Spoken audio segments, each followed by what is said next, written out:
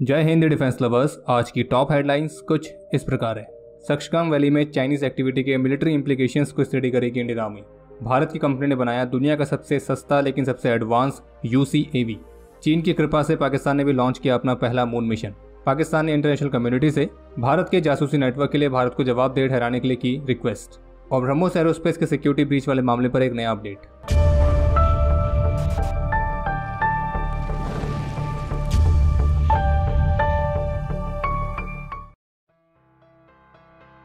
तो जैसा कि पिछले डिफेंस अपडेट में हमने आपको बताया था कि सक्सकाम वैली में चीन द्वारा जो इलीगल तरीके से कंस्ट्रक्शन एक्टिविटीज़ कंडक्ट की जा रही है, जिसमें चीन सड़क का निर्माण कर रहा है, तो चीन की इन्हीं एक्टिविटीज़ के खिलाफ भारत की तरफ से कड़ा विरोध दर्ज कराया गया है। और भारत ने स्पष्ट किया है कि सक्सकाम वैली पूरी तरह से भारत का हिस्सा है और भारत ने कभी भी चीन और पाकिस्तान के 1963 वाले एग्रीमेंट को स्वीकार नहीं किया है।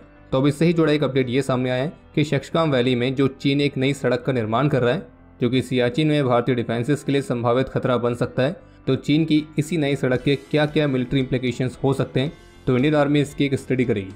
और चीन की जो ये नई सड़क है वो सियाचिन ग्लेशियर के बॉर्डर से होते हुए काराकोरम हाईवे और अपर सक्सकाम वैली को आपस में लिंक करने वाली है। और अगर ये सड़क एक्सटेंड होती है तो निश्चित रूप से चीन और पाकिस्तान की तरफ से भारत के लिए एक डुअल थ्रेट की तरह होगी। और इसी वजह से सक्सकाम वैली में चीन की जो एक्टिविटीज़ हैं ये भारत के लिए चिंता का एक गंभीर विषय है। और जिसकी वजह से इंडियन आर्मी को ऑक्यूपाइड सक्सकाम वैली में चीन के विस्तार को काउंटर करने के लिए यहाँ पे लॉन्ग टर्म बेसिस पर अपने डिफेंसेस को डिप्लॉय करने की योजना बनानी पड़ेगी।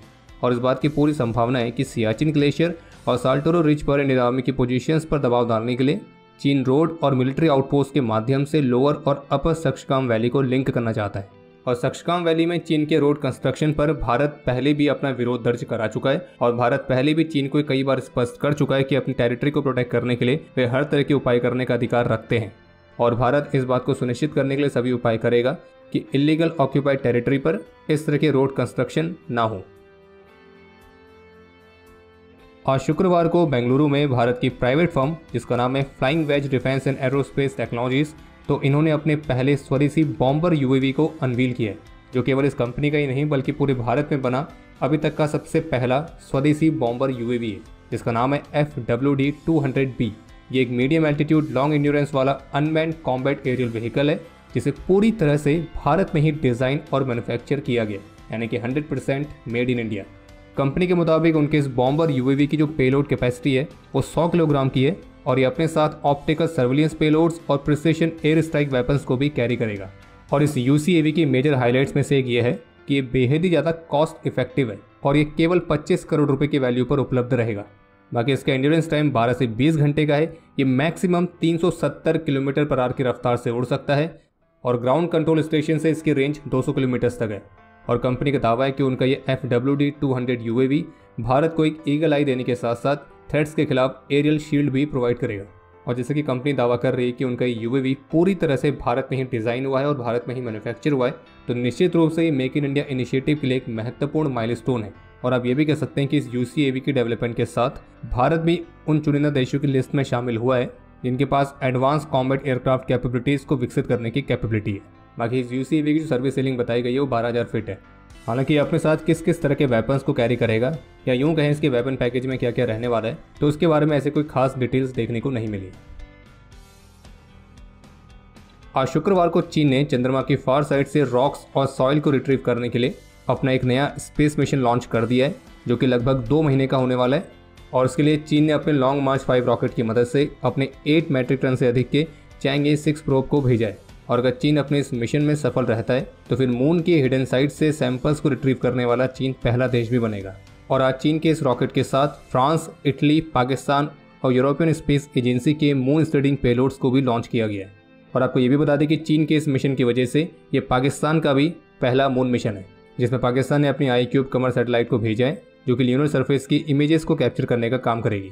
वैसे आपको इंटरेस्टिंग फैक्ट और बताते हैं कि भले ही पाकिस्तान का ये पहला मून मिशन है, और अगर पाकिस्तान के पॉइंट ऑफ व्यू से देखा जाए तो ये पाकिस्तान के लिए एक बड़ी बात भी है, क्योंकि जहाँ एक तरफ पाकिस्तान भीख मांगने के हर दिन नए रिकॉर्ड तोड़ते जा रहा था, तो इसी बीच चीन की कृपा से पाकिस्तान के पास कम से कम कहने को अब यह है कि उन्होंने भी मून मिशन भेजा है।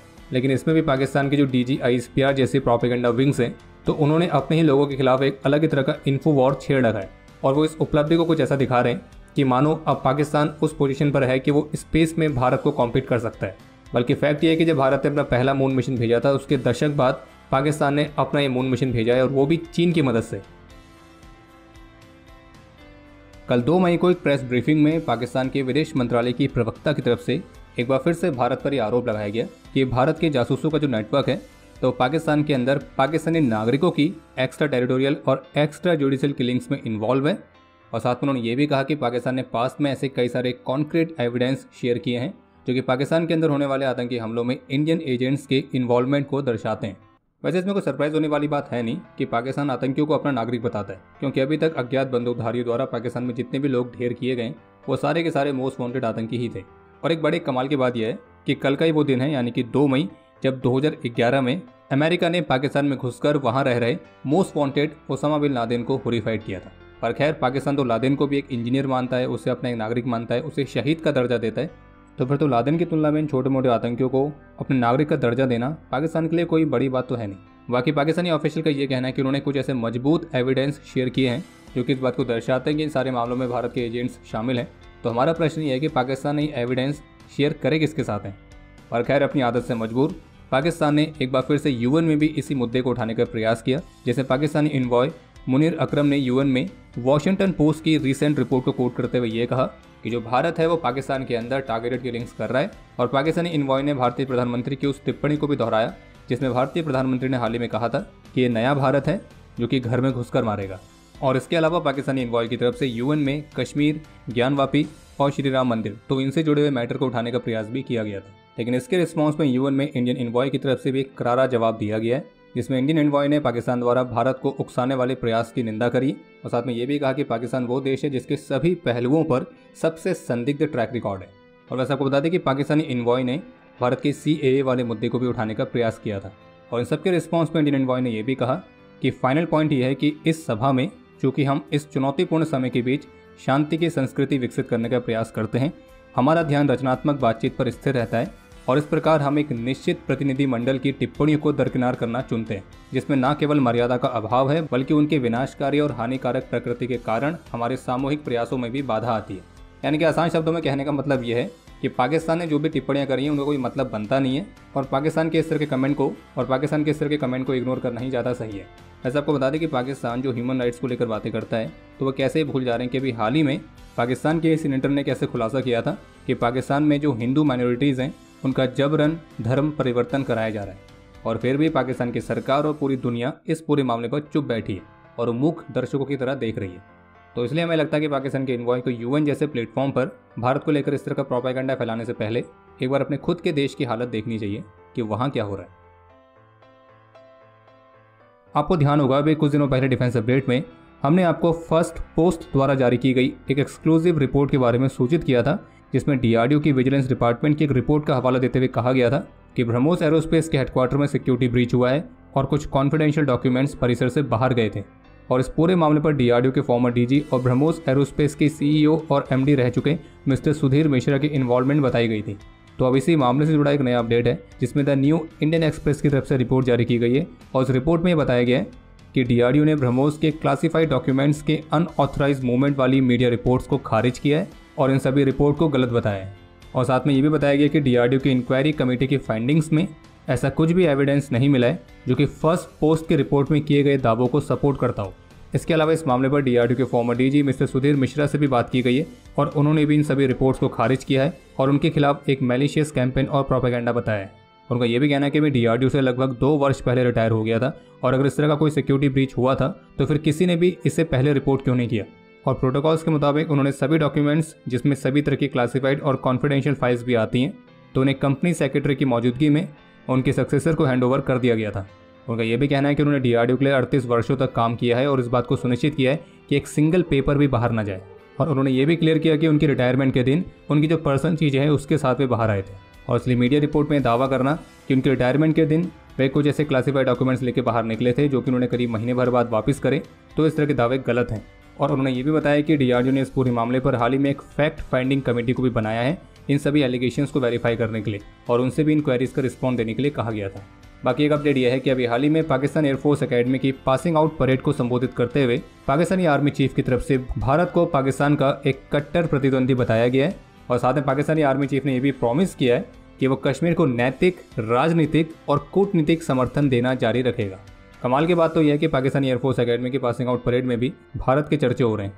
बाकी पाकिस्तानी आर्मी चीफ ने इस दौरान पाकिस्तानी एयरफोर्स के ऑपरेशन स्विफ्ट रिटॉर्ट का भी जिक्र किया। पर खैर, इस पर आगे क्या ही कहें। आपको बस याद दिला देते हैं कि squadron.in पर जाके आप नए डिज़ाइंस को चेकआउट कर सकते हैं और नया समर कलेक्शन आ चुका है और स्पेशल डिस्काउंट के लिए PKMTV कूपन कोड का इस्तेमाल जरूर करें। बाकी इसके अलावा एक अपडेट ये भी देखने को मिला है कि जो पाकिस्तान की एयरफोर्स है वो टर्किश एरोस्पेस इंडस्ट्रीज की मदद से अपने इकलौते बॉम्बार्डियर ग्लोबल 6000 एयरक्राफ्ट को स्टैंड ऑफ जैमिंग एयरक्राफ्ट में कन्वर्ट करने की तैयारी में है। और पाकिस्तान की तरफ से ये कदम बालाकोट एयर स्ट्राइक से लेसन लेने के बाद लिया गया है, जिससे पाकिस्तान को समझ में आया कि भारत के पास कैपेबिलिटी है कि वो पाकिस्तान के अंदर डीप स्ट्राइक्स कर सकता है कभी भी। बाकी अब समय है आज के इतिहास का। आज के दिन 2008 में अरुणाचल प्रदेश में ऑपरेशन फैल्कन के दौरान देश के प्रति अपना कर्तव्य निभाते हुए नायक जिला प्रसाद तमांग वीरगति को प्राप्त हुए थे। आज के दिन 1995 में नागा मिलिटेंट्स का मुकाबला करते हुए मेजर विक्रांत शास्त्री ने अपना सर्वोच्च बलिदान दिया था और इन्हें मरणोपरांत सेना मेडल से सम्मानित किया गया। और आपके लिए आज का प्रश्न यह है कि इंडियन एयरफोर्स का वो कौन सा फाइटर जेट है जिसने पाकिस्तानी एयरफोर्स के F-16 को शॉट किया है। और अब समय है आज के टॉप 3 कमेंट्स का, जो ये रहे आपकी स्क्रीन पर।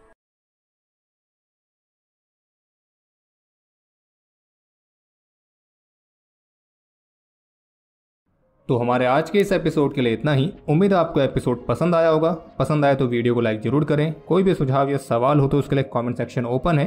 और मिलिट्री से रिलेटेड और भी इंटरेस्टिंग कंटेंट को एक्सेस करने के लिए डिफेंस स्क्वाड की सुपर ऐप को डाउनलोड करना ना भूलें, जिसका लिंक इस वीडियो के डिस्क्रिप्शन में दिया गया है। बाकी अगर आपने अभी तक इस चैनल को सब्सक्राइब नहीं किया है तो सब्सक्राइब जरूर करें। हम जल्द मिलेंगे नए एपिसोड के साथ। तब तक के लिए जय हिंद, जय भारत।